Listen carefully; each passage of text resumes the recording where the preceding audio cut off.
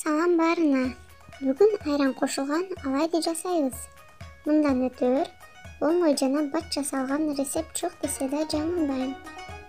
Сөз менен айтып бериңиз, жумшак, дамдуу, ушний жана воздушный болот.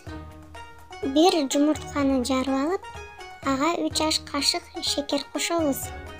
Бир аз туз кошуп койсок да болот. Буларды жакшылап аралаштырабыз. Андан соң айранды кошуп алабыз. Эң маанилүү айта кетчү нерсе, айран муздак эмес болуусу шарт. Ал үчүн айранга 40 мг ысык суу кошуп койсоңуз болот. Жакшылап аралаштырып алган соң, ээленген унду аз-аздан 2ге бөлүп салып аралаштырабыз. Өтө суюк да, коюу да болбосу керек.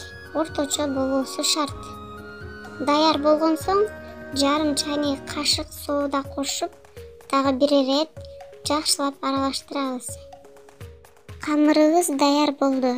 Тапага өсүмдүк майын куюп алып, май дак болгон соң, чоң аш кашык менен даяр болгон камырды көрүп турганыңыздай кылып куюп алабыз.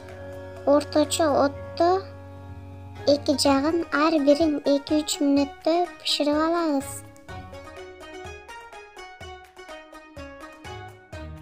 Аябай даамдуу жана жумшак болгон айрандан жасалган оладьи даяр болду. Сиз да сөзсүз түрдө жасап көрүңүз. Албетте окшошот.